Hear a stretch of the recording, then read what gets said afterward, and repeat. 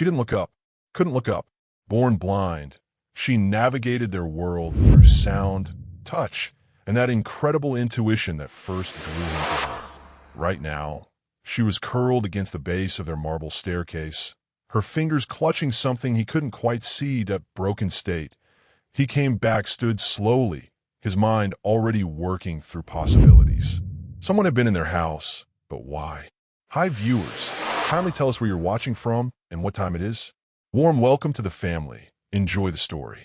He stepped through the mahogany doors of his $8 million mansion, expecting silence.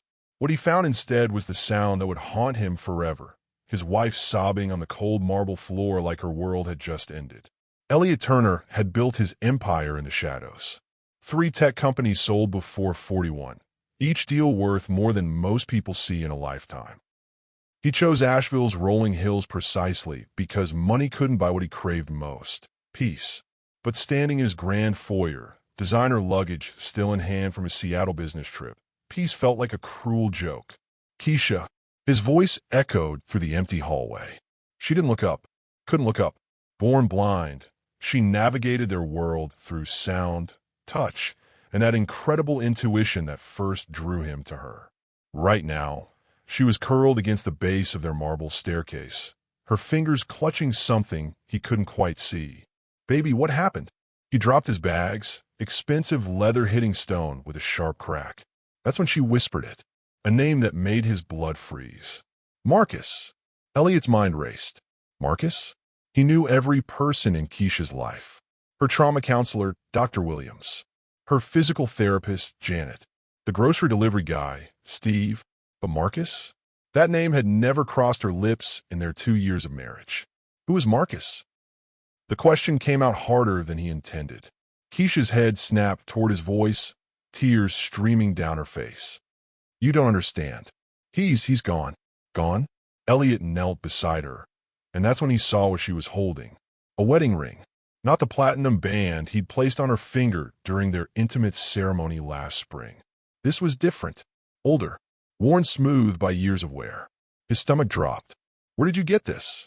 He reached for the ring, but she pulled it against her chest like a lifeline. I found it today, in my jewelry box. But Elliot, I've never seen this ring before in my life. I don't remember owning it. I don't remember Marcus. But when I touched it, she paused, her voice breaking. I remembered crying. I remembered loving someone so much it hurt. The woman he married was many things. Gentle, spiritual, incredibly strong despite everything she'd survived. But she wasn't a liar. Keisha Monroe had grown up in Jackson, Mississippi's foster care system, bounced between homes until she aged out at 18. She'd told him about the abuse, the fear, the reason she'd remained untouched until their wedding night. Every painful detail, but she'd never mentioned Marcus. Think, baby. Try to remember where this came from. She shook her head violently. That's what scares me. I can't remember him, but my heart knows him. My body knows him. How is that possible? Elliot's jaw tightened. His wife, his blind, innocent wife who'd never been with another man, was crying over someone else's wedding ring. Someone named Marcus who apparently meant enough to her that his memory could reduce her to this broken state. He stood slowly, his mind already working through possibilities. Someone had been in their house. Someone had planted this ring where she would find it. But why? And who knew enough about Keisha's past to manipulate her like this? I'm calling the police. No. Keisha scrambled to her feet, still clutching the ring. Please don't. Not yet. I need to understand what this means first. What it means is someone broke into our home and messed with your head. That's called psychological warfare, and I won't stand for it. But even as he said the words, doubt crept in. What if the ring really was hers? What if his wife, the woman he'd rescued from a life of struggle and fear, had been keeping secrets?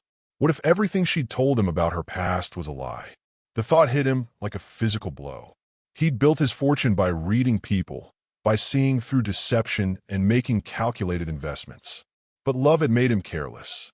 Love had made him trust without verification. Now, staring at his sobbing wife, he realized he might have made the biggest mistake of his life. Keisha, I need you to tell me the truth. All of it. Because right now, I don't know what to believe. She turned toward his voice, and for the first time since he'd known her, he saw something in her expression that chilled him to the bone. Fear, not of him, but of herself. "Elliot," she whispered, "I think I might be married to someone else." The silence stretched between them like a chasm. Elliot stared at his wife, trying to process words that made no sense. Married to someone else? That was impossible. He'd been there when she signed the marriage license. He'd watched the county clerk stamp their paperwork. Hell, he'd paid for the background check himself, standard procedure for a man with his kind of wealth. "That's not possible," he said, but his voice lacked conviction. Keisha remained on her feet, swaying slightly. She did that when overwhelmed, her body seeking balance in a world she couldn't see. "I know how it sounds, but this ring, Elliot, it fits perfectly, like it was made for me." She slid the mysterious band onto her finger, and Elliot's heart lurched. It did fit. Better than the ring he'd given her, which had required sizing twice. "Take it off." "What?" "I said take it off. Now." His tone was sharp enough to cut glass, but Keisha didn't flinch. Instead, she did something that surprised him. She smiled. Not the gentle, submissive smile he'd grown accustomed to, but something different. Knowing. "You're scared," she said softly. "I can hear it in your voice." Scared? Elliot Turner didn't get scared. He got angry. He got calculated. He got even. But scared? That emotion was for people who didn't have 8-figure bank accounts and enough lawyers to bury problems. "I'm not scared. I am confused. There's a difference." Keisha moved toward him with a fluid grace that still amazed him. Blind since birth, she navigated space better than most sighted people. Her fingertips found his chest, pressed against his racing heartbeat. "Your heart is pounding," she murmured. "It's been 2 years, Elliot. I know the rhythm of your fear." He caught her wrist, not roughly but firmly.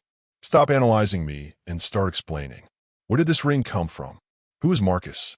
And why are you acting like you remember something you supposedly forgot?" Her head tilted, and he caught something in her expression, a flicker of recognition that made his blood run cold. "I want to see Dr. Williams today while you were gone. For our regular session." Dr. Williams, the trauma counselor who'd been working with Keisha since before they met. Elliot had never liked the woman. Too probing, too interested in his wife's emotional state. But Keisha insisted the sessions helped her process her past. And she did something different today. Regression therapy. She wanted to explore some gaps in my childhood memories. Elliot's grip tightened. "What kind of gaps?" "The kind where a 13-year-old girl disappears for 6 months and comes back different." Keisha's voice was barely a whisper.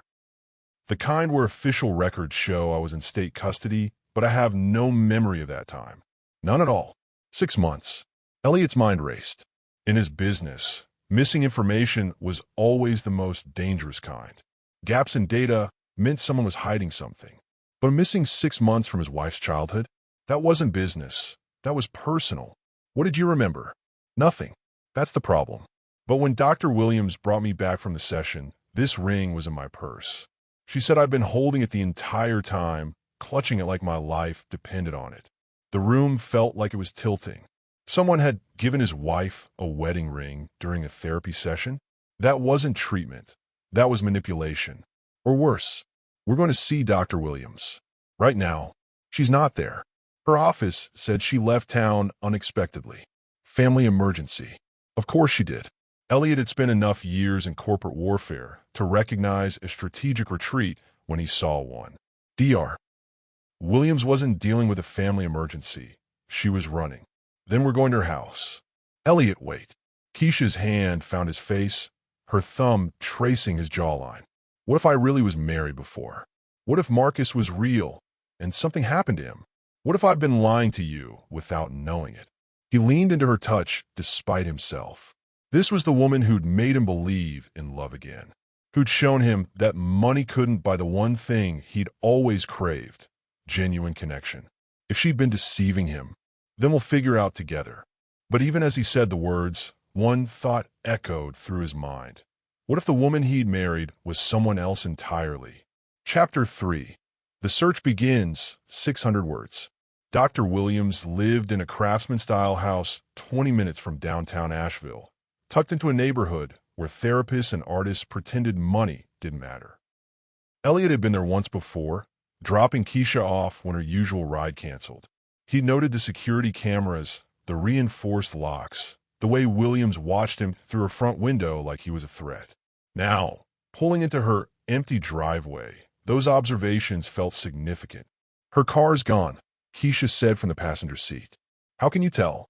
"No engine heat. The driveway sounds different when it's empty." She unbuckled her seatbelt. "Plus, her neighbor's dog isn't barking. He always barks when Dr. Williams comes home." Elliot stared at his wife. 2 years of marriage, and she still surprised him with details he'd never notice. "Stay in the car." "Absolutely not." "Keisha, this is about me, Elliot. My memories, my life, my mysterious husband. I'm not sitting in your Tesla while you play detective." She had a point, but he hated it. Keisha was too trusting, too willing to see good in people who might not deserve it. That quality had drawn him to her, but right now it felt dangerous. They walked to the front door together, Keisha's hand on his arm for guidance.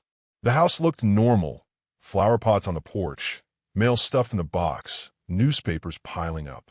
But something felt wrong. Elliot rang the doorbell. No answer. He tried again, then knocked loudly enough to wake the neighbors. "She's really gone," Keisha whispered. "Looks that way." He pulled out his phone, scrolling through contacts until he found the number for his private investigator. Marcus had taught him early in his career that information was power, and right now he felt powerless. "Who are you calling?" "Someone who can find Dr. Williams faster than the police." But before he could dial, Keisha grabbed his wrist.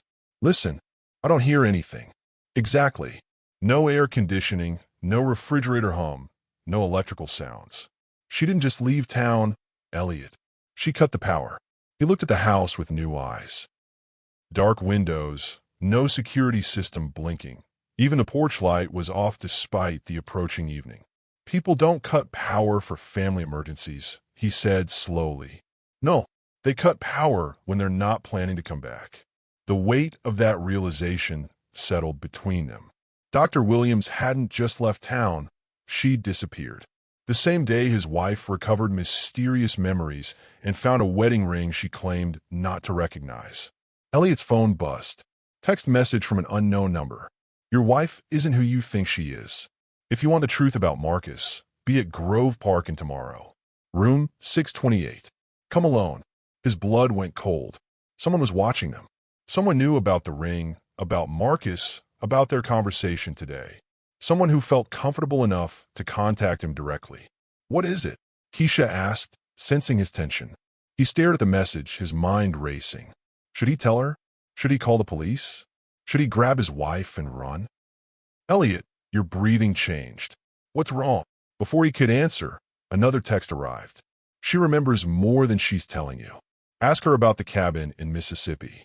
Ask her about the fire. Ask her why she screams in her sleep." His hands started shaking. Keisha did have nightmares sometimes, violent ones that left her sobbing and disoriented. But she'd always claimed not to remember them, said they were just anxiety from her past trauma. What if that wasn't true? "We need to go home," he said quietly. "Why? What happened?" He looked at his wife, really looked at her. The woman he'd thought he knew completely. The woman he'd trusted with his heart, his home, his future. "Keisha, I need you to tell me about Mississippi. About what happened before you came to North Carolina." Her face went pale. "I told you everything. Tell me again. Every detail. Starting with why you left." She was quiet for so long he wondered if she'd heard him. When she finally spoke, her voice was different. Older. Haunted. "Some things are better left buried, Elliot." "Not anymore." The drive home passed in tense silence. Keisha sat perfectly still, her hands folded in her lap, that mysterious ring catching streetlight through the window. Elliot kept glancing at her, searching for signs of deception he'd missed before. 2 years. They'd been married 2 years, together for 3. How had he never noticed the gaps in her stories? The way she deflected certain questions? The fact that she had no friends from Mississippi, no family who'd attended their wedding, no past that existed before her arrival in North Carolina? "You're thinking too loud," Keisha said as they pulled into their driveway. Am I? Your jaw does this thing when you're processing information. Little muscle twitches right here.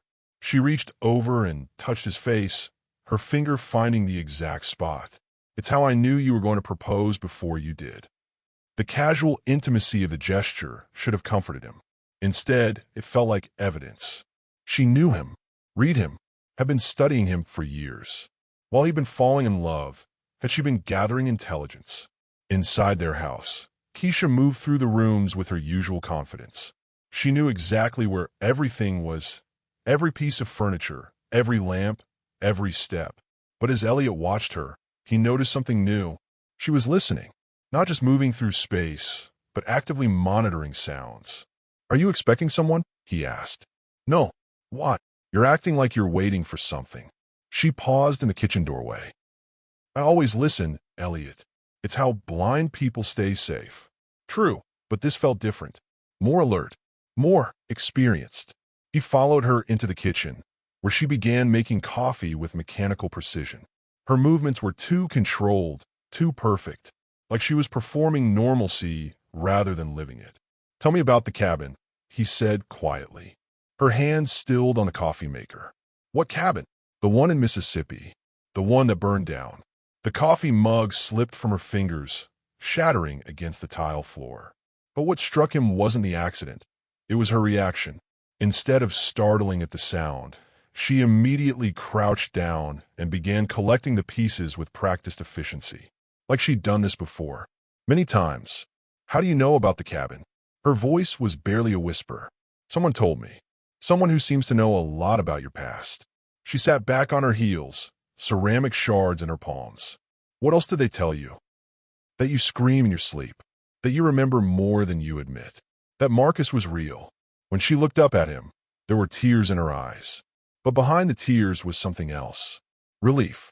I was wondering when this would happen, she said softly. The words hit him like a physical blow. You were expecting this? Not exactly, but I knew it was possible. Dr. Williams warned me that recovered memories could trigger other people's actions. People who didn't want certain things remembered. What people, Keisha? She stood slowly, still holding the broken pieces. The kind who would kill to keep their secrets buried. The kitchen felt like it was shrinking around them. Someone wants to kill you? Not me. Marcus. But Marcus is already dead. She walked to the trash can, depositing the ceramic shards with careful precision. The problem is, legally speaking, I might still be married to him. Elliot's mind reeled. That's impossible. You can't be married to a dead person. Even if his death was never officially recorded. Even if people with enough power wanted him to disappear without paperwork. Even if a 13-year-old girl was forced into marriage and then had her memories wiped clean. The room went completely silent except for the hum of the refrigerator. Elliot stared at his wife, trying to process what she'd just implied. You're saying someone made you forget your own wedding? I'm saying someone made me forget 6 months of my life. 6 months when I lived in a cabin with a man named Marcus. 6 months that ended with fire and screaming and blood. She turned toward him, and for the first time since he'd known her, she looked dangerous. Elliot, I think my husband might not be dead after all. Elliot needed air. He stepped out onto their back deck, overlooking the mountains that had once represented peace and now felt like barriers trapping him in someone else's nightmare. Behind him, he heard Keisha cleaning up the rest of the broken mug, her movements efficient and calm. Too calm for someone who just confessed to possibly being married to a man who might not be dead. His phone buzzed again. Another message from the unknown number. She's not telling you everything. The cabin isn't gone. 1247 Riverside Road, Jackson County, Mississippi. Drive there. See for yourself. This time, there was an attachment. A photograph taken from a distance showing a small cabin surrounded by pine trees. It looked intact, lived in, nothing like the burned ruins Keisha had described. What are you looking at? Her voice came from directly behind him. He spun around. She'd moved outside without making a sound, standing close enough to touch. For a blind woman, she had incredible spatial awareness. Maybe too incredible. How long have you been able to see? The question came out of nowhere, surprising even him. But the moment he said it, pieces clicked into place. The way she navigated unfamiliar spaces, her ability to find things too quickly, the fact that she'd never once walked into a glass door or missed a step. Keisha went completely still. "What did you say?" I said, "How long have you been able to see?" Because no blind person moves through the world like you do. No blind person catches falling objects before they hit the ground. No blind person makes that kind of consistent eye contact during conversations. She was quiet for so long he wondered if she was going to answer. When she finally spoke, her voice was different. Older, tired. Partial sight returned 3 years ago. Just shadows and light at first, then shapes, then limited detail. I never told anyone because being blind kept me safe. People don't see disabled women as threats. They don't suspect them of hiding things. They underestimate them. The admission hung between them like a blade. Everything he thought he knew about his wife was shifting, revealing layers of deception he'd never imagined. "What else are you lying about?" "I never lied to you, Elliot. I just didn't tell you everything." That's the definition of lying. She moved to the deck railing, her fingers tracing the wood grain. In the fading daylight, he could see her more clearly than ever before. The slight tilt of her head that he'd attributed to listening was actually her compensating for limited peripheral vision. The way she always kept one hand trailing along surfaces wasn't guidance. It was habit from years of pretending. "The marriage to Marcus," he said. "Is it legal?" "I don't know. I was 13. It was some kind of religious ceremony performed by people who didn't care about state laws. But if he's alive, and if someone has documentation, then our marriage might not be valid." She nodded, and he saw tears tracking down her cheeks. "I love you," she whispered. "Whatever happens, whatever you discover about me, that part is real. The only real thing in my entire life has been loving you." He wanted to go to her, to pull her into his arms and promise that everything would be okay. But he couldn't. Not when every word out of her mouth revealed new layers of deception. "The person contacting me says the cabin still exists. Says I should go there and see for myself." "Don't." The word came out sharp, almost panicked.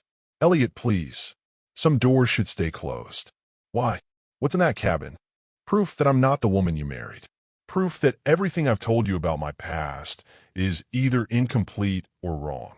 Proof that Marcus Delacroix is very much alive and has been watching me for years." Delacroix. Finally, a last name. "He's been watching you?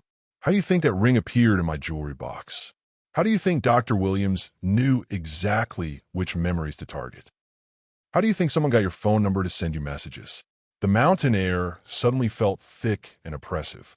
Someone had been inside their house. Someone knew their routines, their relationships, their weaknesses. "We need to call the police. The police can help us." Keisha turned to face him fully, and in the dying light, he could see her eyes tracking his movement. "Marcus Delacroix isn't just my maybe husband, Elliot. He's connected to people with enough power to make problems disappear, including us." "What kind of people?" "The kind who buy 13-year-old girls and call it marriage. The kind who erase memories and create new identities. The kind who've been waiting 20 years for me to remember enough to become a problem." She walked toward him, her hand extended. "The kind who are probably already on their way here." Elliot's hands trembled as he grabbed Keisha's shoulders.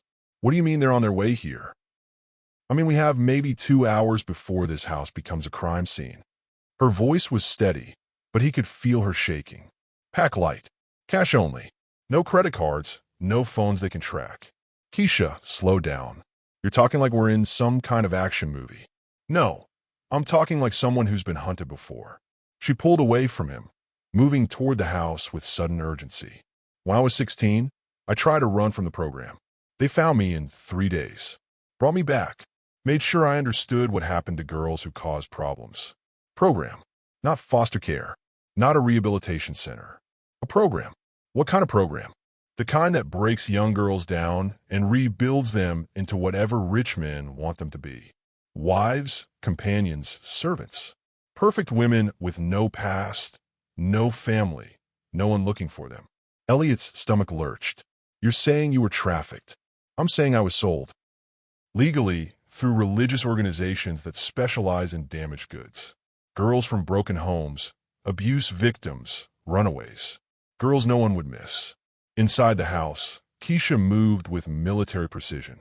She pulled a go-bag from behind their bedroom dresser, packed, ready, like she'd been expecting this day for years. How long have you been planning to run? Since the day I married you.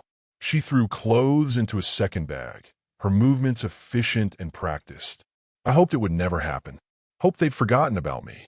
But hope doesn't stop people like Marcus Delacroix. Tell me about him. The real story. Keisha paused, a sweater in her hands. He was beautiful. That's what I remember most. 19 years old, blonde hair, green eyes. Spoke with this soft southern accent that made you want to trust him.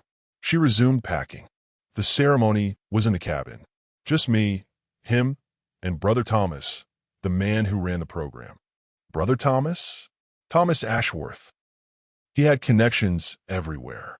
Politicians, judges, wealthy businessmen looking for young wives.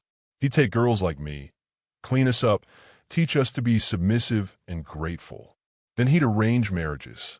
Elliot sank onto their bed. This is insane. Human trafficking operations don't just disappear.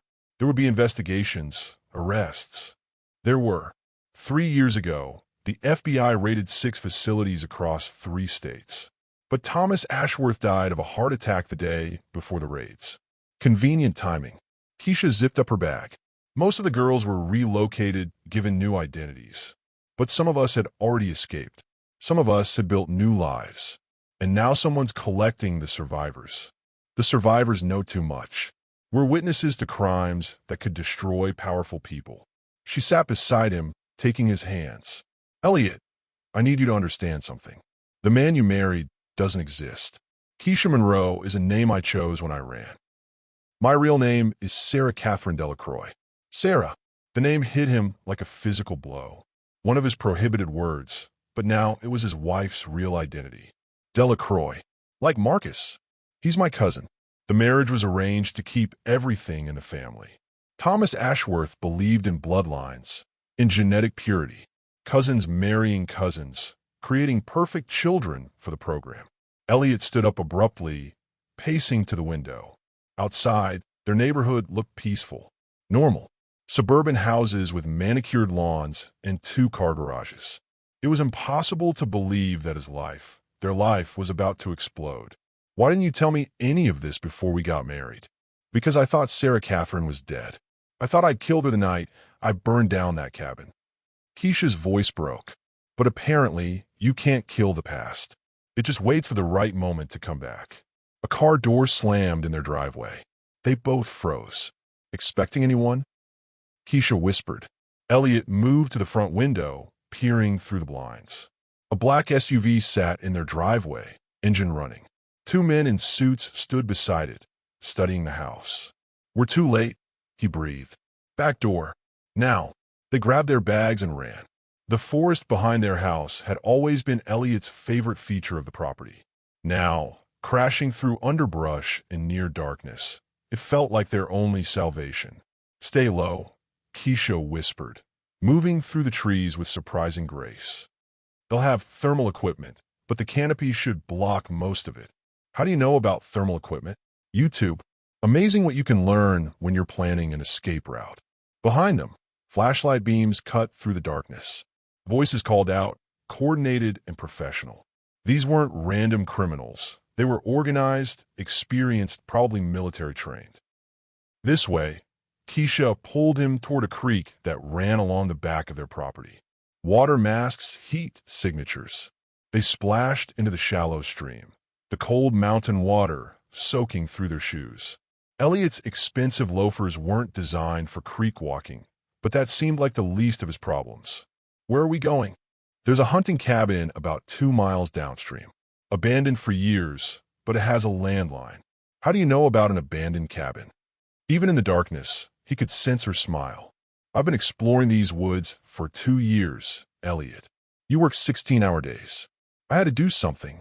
They moved in silence, following the creek bed while branches scratched at their faces and rocks threatened to twist their ankles. Behind them, the voices grew fainter, but Elliot knew they weren't safe. Men like that didn't give up easily. "Tell me about the fire," he said quietly. The real story. "I was 16. Marcus had been visiting me regularly. Brother Thomas said it was my duty as his wife to submit, to learn what pleased him." Her voice was steady, matter of fact. "But I wasn't broken enough yet. I still fought back. So you burned the cabin down." "I waited until Marcus was asleep. Used kerosene from the generator.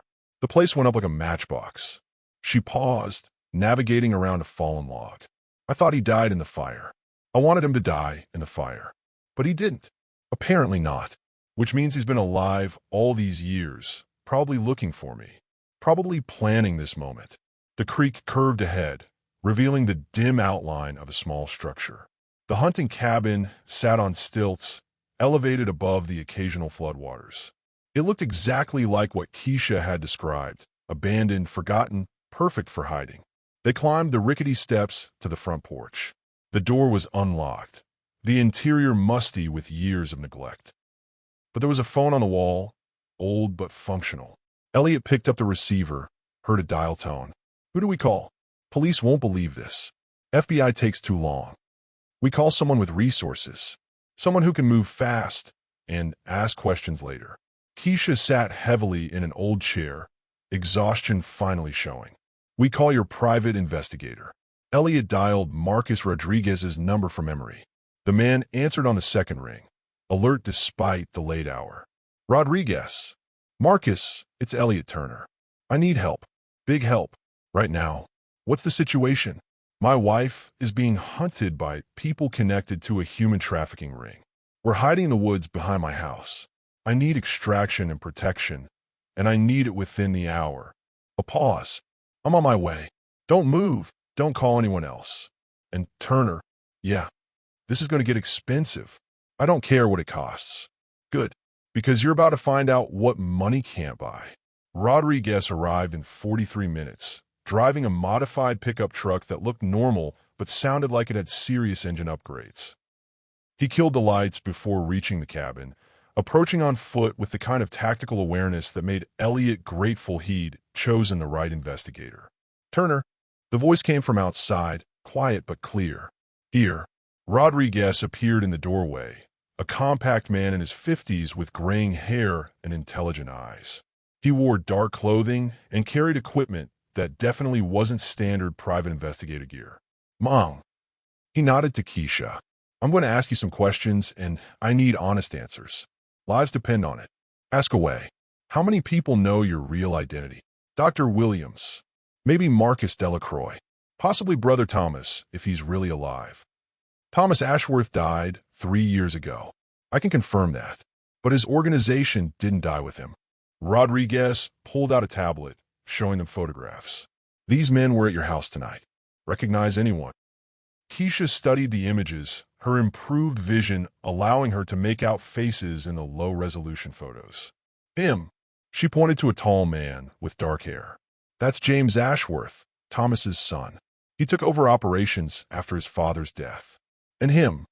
Rodriguez swiped to another photo. Keisha's face went pale. "Marcus. Oh God, that's really Marcus." The man in the photo was older than the boy she'd described, but still handsome in a way that probably charmed people before he destroyed them. Blonde hair, slightly longer now, green eyes that seemed to stare directly at the camera. "He's been looking for you for a long time," Rodriguez said. "My contacts in law enforcement say there have been inquiries about your identity going back 18 months. Someone's been very patient, very thorough." "What do they want?" Elliot asked. "Same thing they always wanted. Control. See, when she ran, she didn't just escape. She took something valuable with her." "I didn't take anything," Keisha protested. "You took yourself, and you took knowledge about operations that could still destroy people. But more importantly, you took legal leverage." Rodriguez pulled up another document on his tablet. "Your marriage to Marcus Delacroix was recorded in Jackson County, Mississippi. Legal ceremony, properly witnessed, officially filed. In the eyes of the law, you're still married to him." Elliot's heart sank. "Which makes our marriage invalid." "Not just invalid. Criminal. Bigamy is a felony. They could have you arrested, your assets frozen, your life destroyed. All while claiming they're just trying to reunite a husband with his missing wife. That's impossible. She was 13. That marriage can't be legal. It was performed by a licensed minister in a state where marriage age minimums had religious exemptions. Technically legal, morally reprehensible, but legally binding. Keisha stood up abruptly. There has to be a way out of this. There is, but you're not going to like it. Tell me. Rodriguez looked between them, his expression grim. You have to go back to Mississippi. You have to face Marcus Delacroix. And you have to prove that marriage was obtained through coercion and fraud. That's suicide, Elliot said. Maybe, but it's the only way to end this permanently. Otherwise, you'll be running forever. Outside, the sound of approaching vehicles echoed through the forest. Decision time, Rodriguez said, grabbing his equipment. Fight or flight? Keisha looked at Elliot, her eyes reflecting moonlight through the cabin window. We fight. Rodriguez led them out the cabin's back exit as headlights swept through the trees. His truck was hidden 50 yards away, camouflaged under a hunting tarp that probably cost more than most people's cars. Get in. Stay low. Don't talk until we're clear. The truck's engine was nearly silent despite its obvious power. Rodriguez drove without lights, navigating forest roads that Elliot didn't even know existed. Behind them, the sounds of search teams grew fainter. Where are we going? Elliot whispered. Safe house. Friend of mine owes me favors. Rodriguez's eyes never left the road. We'll be there in 20 minutes. Then we plan. The safe house turned out to be a farmhouse outside Black Mountain, North Carolina. Isolated, defensible, and owned by a woman Rodriguez introduced simply as Alex. Alex was maybe 40, with short red hair and the kind of muscle tone that suggested serious gym time. She welcomed them without questions, showing them to a basement room equipped with communications equipment and enough weapons to supply a small army. Military? Elliot asked. Former, Alex replied. Now, I help people with problems that law enforcement can't solve. Rodriguez spread maps across a table, marking locations with red pins. Okay, here's what we know. Marcus Delacroix and his people are hunting you, but they're not trying to kill you. They want you alive and legally compliant. That gives us an advantage. How is that an advantage? Keisha asked. Because they have to follow certain rules. They can't just disappear you. Too many people know about your marriage to Turner now. They need this to look legitimate. Rodriguez pointed to a location in Mississippi. The original cabin where your ceremony took place. It's still standing, still legally owned by the Ashworth Family Trust. If we can get there, gather evidence of coercion and fraud, we can challenge the marriage in court. And if we can't, then you spend the rest of your life as Marcus Delacroix's legal property. Elliot slammed his hand on the table. This is insane. We're talking about a 21st century woman being treated like property because of some sick religious ceremony performed when she was a child. Welcome to the American legal system, Alex said dryly. Money and connections can make anything look legitimate. Keisha studied the maps, tracing routes with her finger. How we get to Mississippi without them catching us? We don't try to avoid them, Rodriguez said. We let them find us, but on our terms, in a place we control. He pulled out another map, this one showing a location in Tennessee. Cumberland Gap, mountain terrain, limited access roads, cell service that comes and goes. We make contact, arrange a meeting, draw them away from civilian areas. You're talking about a confrontation. I'm talking about negotiation from a position of strength. See, they need you alive and compliant. But you need proof that the original marriage was illegal. Maybe we can arrange a trade. What kind of trade? Rodriguez smiled, but it wasn't a pleasant expression. Your testimony about the trafficking operation in exchange for legal dissolution of the marriage. They get their freedom from prosecution. You get your freedom from Marcus. And if they refuse? Alex checked the action on a rifle, the mechanical sound echoing in the basement. Then we make sure they understand that some women are too dangerous to own. The Cumberland Gap meeting point was an abandoned mining facility, all concrete and rusted metal against a backdrop of Tennessee mountains. Rodriguez had chosen it perfectly, multiple exit routes, high ground advantages, and no civilian population within miles. They arrived at dawn, positioning themselves with military precision. Alex took the high ground with a rifle. Rodriguez controlled the main access road, and Elliot stayed with Keisha in the central building. "You sure about this?" Elliot asked for the 10th time. "No, but I'm tired of running from ghosts." Keisha checked the recording equipment they'd brought, making sure everything was functional. "If Marcus wants to claim me as his wife, he's going to have to admit how he got me." At exactly 9 a.m., 3 black SUVs wound up the mountain road. They parked in formation, doors opening simultaneously to disgorge 8 men in dark suits. Professional, coordinated, expensive. Marcus Delacroix stepped out of the center vehicle. Even from a distance, Elliot could see why a 13-year-old girl might have found him appealing. Tall, handsome, with that easy southern charm that probably opened doors and bank accounts. But there was something predatory in his movements, something that suggested violence barely contained. "He looks exactly the same," Keisha whispered. "Like he hasn't aged at all. Money buys good health care." Marcus walked toward their building alone, hands visible, no obvious weapons. But his men spread out in a defensive perimeter that spoke of serious training. "Sarah Catherine," he called out, his voice carrying easily across the space. "It's time to come home." Keisha stepped into the doorway, Elliot beside her. "My name is Keisha Monroe. I don't know anyone named Sarah Catherine." Marcus smiled, and the expression was genuinely warm. That somehow made it more terrifying. "Now, darling, we both know that's not true. You're my wife. Have been for 16 years. Time to stop playing games. I was 13 years old. That wasn't a marriage, it was rape. That's harsh language for a reunion." Marcus moved closer, his men maintaining their positions. "We had beautiful times together. You taught me patience. I taught you appreciation." Elliot stepped forward. "She doesn't want anything to do with you. This ends now. And you are her husband. Legal husband. The marriage that actually counts." Marcus laughed, the sound echoing off concrete walls. "Legal? Son, I have documentation going back 16 years.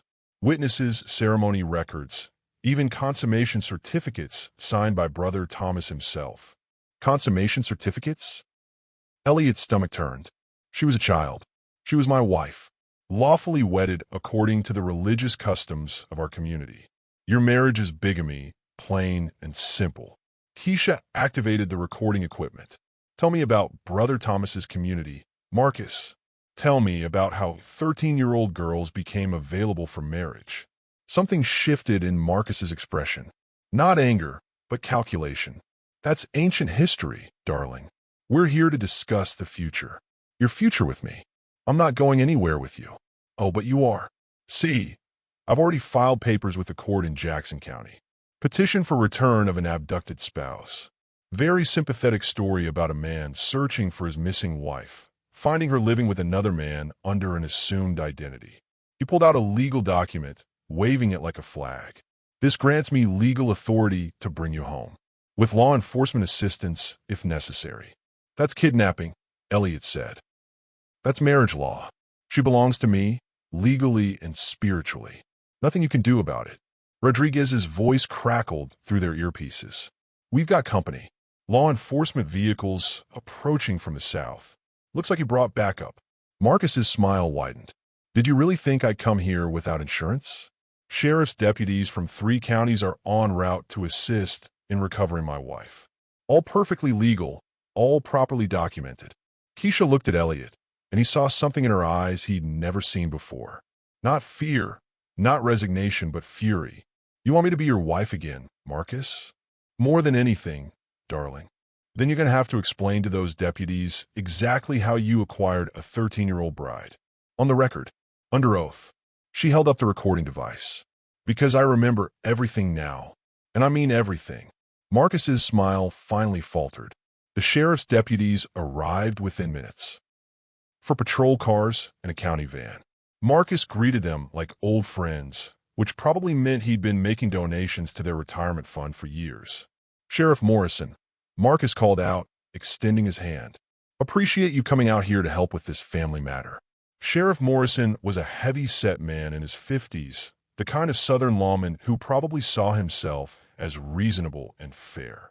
He shook Marcus's hand, but kept his eyes on the building where Keisha and Elliot waited. "Mr. Delacroix, you said your wife was being held against her will." "Not held, exactly. More like confused. She's been living under a false identity with this man here, probably suffering from some kind of memory disorder." Keisha stepped forward, recording device still in her hand. "Sheriff Morrison, my name is Keisha Monroe Turner. I'm not confused, and I'm not being held against my will. What I am is a survivor of human trafficking who's being stalked by her childhood abuser." The sheriff's expression shifted. Trafficking was a federal crime, not the kind of family dispute he'd been expecting. "Ma'am, that's a serious accusation. It's a serious crime." Keisha pressed play on the recording device. Her own voice filled the mountain air, clear and steady. "I was sold to the Ashworth family program when I was 12 years old. They arranged my marriage to Marcus Delacroix when I was 13. The ceremony was performed by Thomas Ashworth, who ran a religious organization that specialized in providing young wives to wealthy men." Sheriff Morrison looked uncomfortable. "Mr. Delacroix, you want to respond to these allegations?" Marcus's charm never wavered. "Sheriff, my wife has been through tremendous trauma. Sometimes victims of childhood abuse create false memories to cope with their experiences. All I want is to bring her home for proper medical care." "Medical care?" Keisha's voice rose. "You mean the kind Brother Thomas provided?" "The kind where girls who fought back disappeared permanently. Now, darling, Brother Thomas was a man of God. He helped troubled young women find purpose and stability. He sold children to pedophiles and called it ministry." The word hung in the air like poison. Several deputies shifted uncomfortably, hands moving closer to their weapons. This wasn't the simple domestic dispute they'd been expecting. Sheriff Morrison stepped between them. "Ma'am, if you have evidence of criminal activity, you need to file a report with the proper authorities." "I'm trying to, Sheriff. But it's hard to report crimes when the criminals have legal documents claiming ownership of the victims." Marcus pulled out his marriage certificate, holding it up for everyone to see. "This is a legal marriage, performed by a licensed minister, properly witnessed and recorded. Whatever happened in her childhood, we dealt with it together as husband and wife." "Dealt with it?" Keisha's voice cracked. "You mean the way you dealt with me when I was 16 and tried to run away? When you locked me in that cabin for 3 months until I learned to be grateful?" She's confused, Sheriff. Mixing up memories, creating stories. "I have scars, Marcus. Physical scars from the chains you used to keep me in that cabin. Want me to show the sheriff?" The mountain went dead quiet. Even the wind seemed to stop blowing. Sheriff Morrison looked at Marcus with new eyes. "Sir, I'm going to need you to step back while I sort this out. Sheriff, with respect, I have legal custody of my wife. These other people are interfering with a lawful marriage. And I have a woman claiming she was chained up as a teenager. That trumps your marriage certificate until I can verify what's true." Marcus's mask finally slipped. For just a moment, the charm disappeared, replaced by something cold and calculating. "Sheriff, I think you're forgetting who contributes to your department's budget in your re-election campaign. This is a family matter that doesn't require law enforcement intervention." It was the wrong thing to say. Sheriff Morrison's hand moved to his weapon. "Sir, step away from the lady." Now, what happened next moved fast. Marcus raised his hands, still smiling, but his men started closing the circle. Rodriguez's voice crackled through the earpieces. "Alex, you see this?" "I see it. 8 hostiles moving to surround law enforcement. This is about to get ugly." Sheriff Morrison keyed his radio. "All units, we have a developing situation at Cumberland Gap. Request backup and federal assistance." "Sheriff," Marcus said calmly, "there's no need for dramatics. I'm simply trying to reclaim my legal wife." "Your legal wife says she has physical evidence of abuse." "Ma'am, you mentioned scars." Keisha looked at Elliot, then back at the sheriff. "They're not scars you can show in public, Sheriff. But I have medical records. Photos taken when I escaped. Documentation of injuries consistent with prolonged restraint and sexual assault." "Where are these records?" "With the FBI field office in Atlanta." Agent Jennifer Walsh has been investigating survivors of the Ashworth organization for 3 years. Marcus's composure cracked further. The FBI investigation was closed. No charges were filed. No charges were filed against dead people, Keisha corrected. Thomas Ashworth died before he could be arrested. But his operation continued. His son James took over. His associates like you kept operating. She pulled out her phone, scrolling through contacts until she found what she was looking for. Sheriff Morrison, I'm calling Agent Walsh right now. She can verify everything I've told you. Ma'am, cell service up here is. The phone connected. Keisha put on speaker. Agent Walsh, this is Keisha Monroe. I'm at Cumberland Gap with Marcus Delacroix and local law enforcement. I need you to confirm my status as a federal witness. A woman's voice came through clearly, professional and authoritative. Mrs. Monroe, are you in immediate danger? I believe so. Delacroix is claiming legal authority to take me into custody based on a marriage that occurred when I was 13. Sheriff Morrison, this is Special Agent Jennifer Walsh, FBI. The woman you're speaking with is a protected federal witness in an ongoing investigation into human trafficking. Any attempt to remove her from your custody without federal oversight would constitute obstruction of justice. Sheriff Morrison looked relieved. Federal backup meant this wasn't his problem to solve alone. Agent Walsh, how quickly can you get here? Helicopter is already en route. ETA 12 minutes. In the meantime, I need you to separate all parties and secure any evidence. Marcus stepped forward, his charm completely gone now. This is ridiculous. I have legal documentation. Sir, you have documentation of a marriage to a minor. That's not the same as legal authority. Sheriff Morrison's hand stayed near his weapon. Agent Walsh, what's the federal position on this marriage certificate? Any marriage involving a minor obtained through coercion, fraud, or trafficking is void under federal law, regardless of state documentation. Mr. Delacroix, you're looking at federal charges including trafficking, sexual exploitation of a minor, and conspiracy. The mountain air filled with the distant sound of helicopter rotors. Marcus looked around at his men, at the deputies, at the approaching aircraft. For the first time since arriving, he seemed to realize that his money and connections might not be enough. This isn't over, he said quietly, looking directly at Keisha. Yes, it is. Her voice was steady, final. I'm not 13 anymore, Marcus. I'm not scared anymore. And I'm not your property. The helicopter appeared over the ridge, black against the morning sky. Federal agents, real backup, the end of 16 years of running. Marcus Delacroix was finally going to face justice. But as Elliot watched the man who'd tortured his wife, he saw something in Marcus's eyes that chilled him. This wasn't surrender. This was regrouping. The fight wasn't over. It was just beginning. The FBI helicopter touched down in a whirlwind of dust and noise, disgorging 4 agents in tactical gear. Agent Jennifer Walsh was a compact woman in her 40s with intelligent eyes and the kind of confidence that came from years of hunting predators. She surveyed the scene quickly, Marcus and his men on one side, Elliot and Keisha on the other, local law enforcement caught in between. Professional assessment in under 30 seconds. Mr. Delacroix, you're under arrest for human trafficking, sexual exploitation of a minor, and conspiracy to commit kidnapping. Agent Walsh, I think there's been a misunderstanding.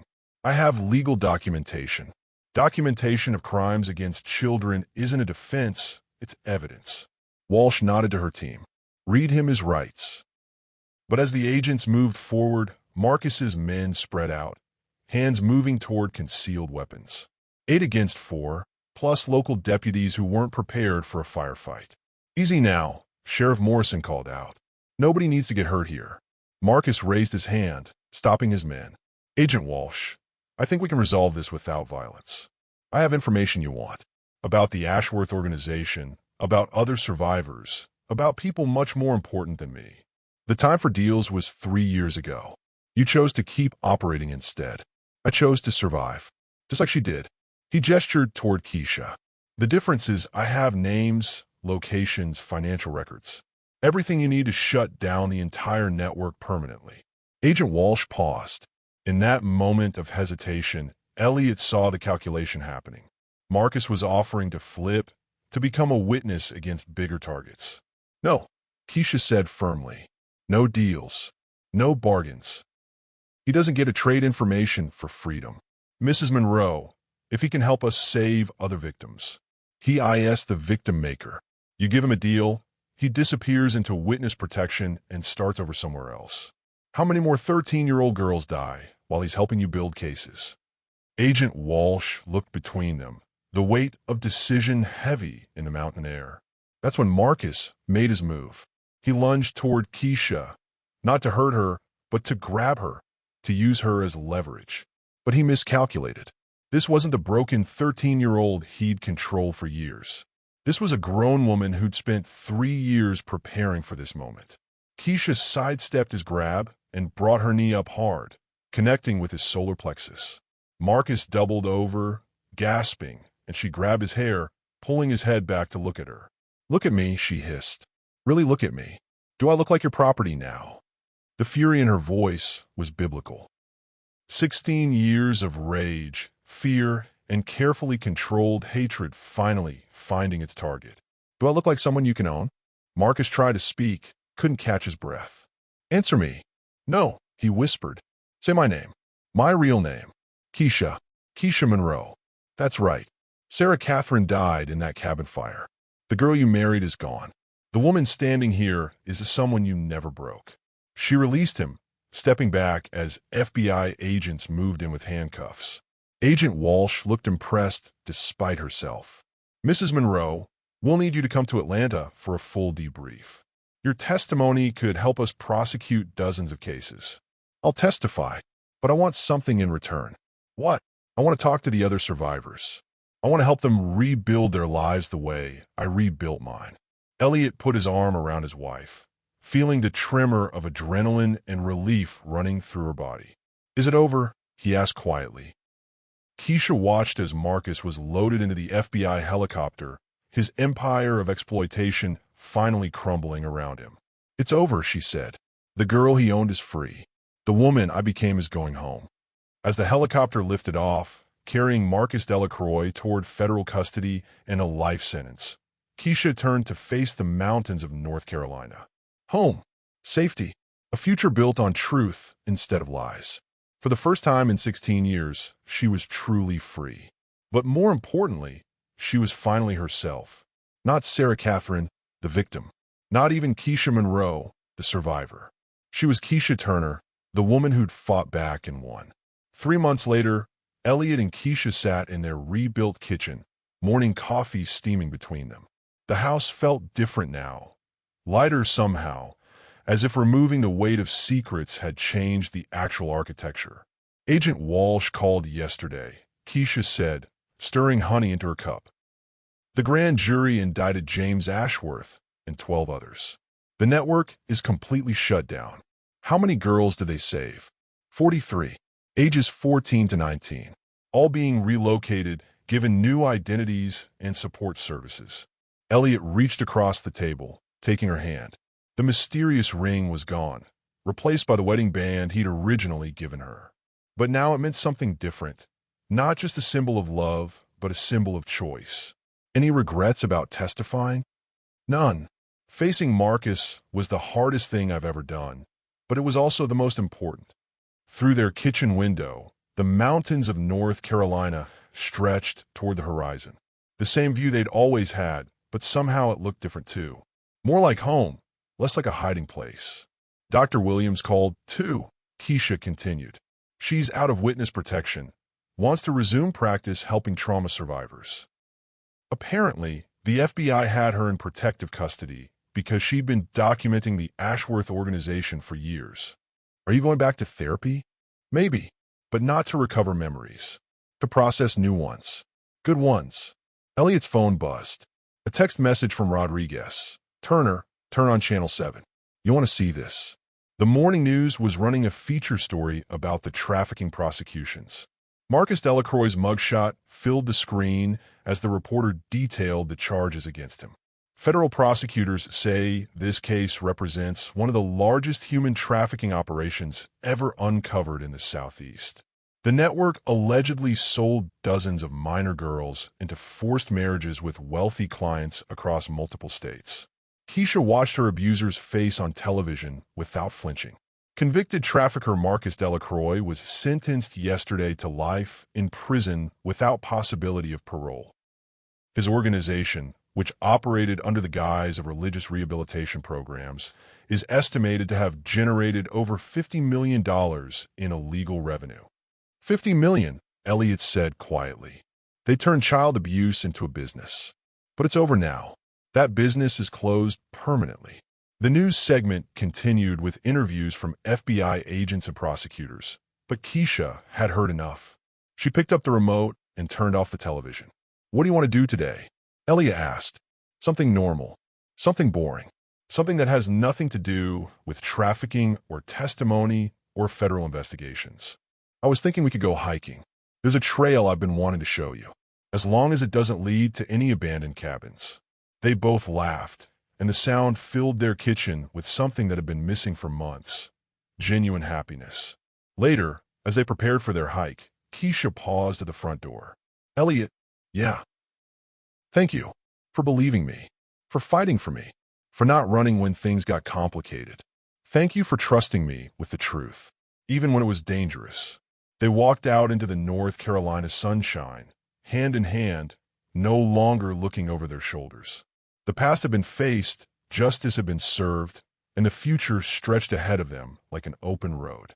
Behind them, their house stood empty but secure. No more secrets hidden in jewelry boxes. No more mysterious phone calls or threatening messages.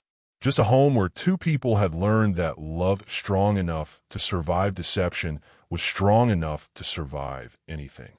The mountains watched over them as they hiked into their new life together.